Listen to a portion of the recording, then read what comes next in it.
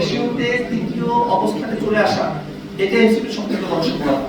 জাতীয় নাগরিক পার্টি এনসিপিতে যেসব তরুণদের আপনারা অন্তর্ভুক্তি দেখেন, যেসব মানুষদের অন্তর্ভুক্তি দেখেন, তারা তাদের বিশ্ববিদ্যালয় জীবনে, কলেজ জীবনে এই বাংলাদেশের সিপি প্রসাদ, প্রিন্সিপাল মুশকিলাচা, তার বিরুদ্ধে তারা নিরন্তর তারা সংগ্রাম করে এসেছেন।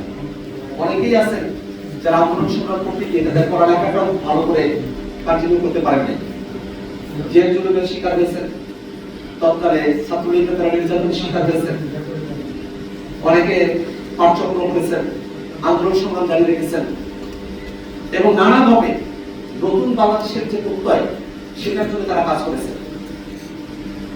সেই তরুণেরাই 24-এর অভ্যুত্থানে একত্রিত হল। 24-এর অভ্যুত্থানের মধ্য দিয়ে নতুন একটা বাংলাদেশের স্বপ্ন আমাদের সামনে ধরা দিল। সেই স্বপ্নকে যাতে করে আমরা বাংলাদেশে প্রতিষ্ঠা করতে পারি, এমন একটা ধারণার জায়গা থেকেই বৈষম্য বিরোধী আন্দোলন, সেখান থেকে জাতীয় নাগরিক কমিটির উদ্ভব। জাতীয় নাগরিক কমিটির পরে যে যাত্রা, আমরা বাংলাদেশে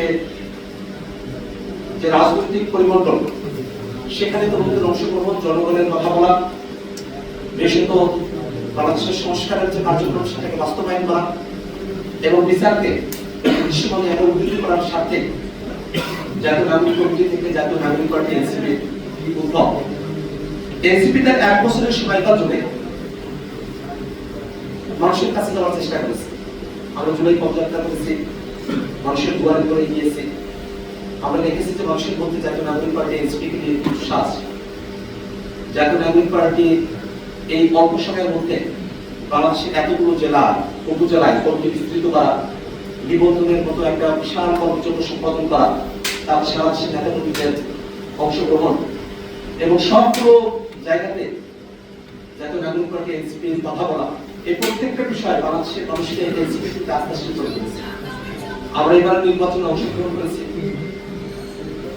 যদিও সংসদে প্রতিনিধিত্বের জায়গা থেকে জাতীয় নাগরিক পার্টি এনসিপি 6টি আসন পেয়েছে, বিএনপি এবং জামাতের পরে একক দল হিসেবে 6টি আসন পাওয়ার ঘটনাকে অনেকে বড় করে দেখেন, কিন্তু তার থেকে একটা জিনিস সেখানে বিতর্কভাবে আমাদের কাছে আরো বেশি গুরুত্বপূর্ণ আকারে আমাদের কাছে ধরা দেয়। আমরা দেখি যে জাতীয় নাগরিক পার্টি এনসিপি মাত্র 30টা আসনে নির্বাচনে অংশগ্রহণ করেছে। 30টা আসনে অংশগ্রহণ করা 3% ভোট পাওয়া, এটা কিন্তু কম নয়। আমরা যদি ভোটের পার্সেন্টেজ হিসেবে দেখি, সংসদে প্রতিনিধিত্বের জায়গা থেকে এনসিপি যেমন দল হিসেবে তৃতীয় সংখ্যাগরিষ্ঠ, ভোট পাওয়ার জায়গা থেকে মাত্র 30টা আসনে নির্বাচন করে ভোটের রেশিওতে তৃতীয় অবস্থানে চলে আসা, এটা এনসিপির সবথেকে বড় সফলতা।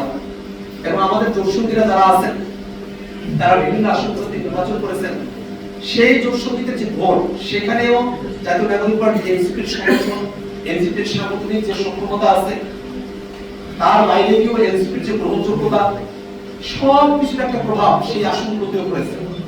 এই সব কিছু মিলিয়ে আমরা দেখি যে এনসিপির সারা দেশব্যাপী এই সাতরাকলি মার্কার প্রতি জনগণের যে একটা আস্থা এবং জনগণের যে বিশ্বাসের একটা জায়গা তৈরি হয়েছে, সেটাই আমাদের কাছে সবথেকে বড় প্রাপ্তির জায়গা।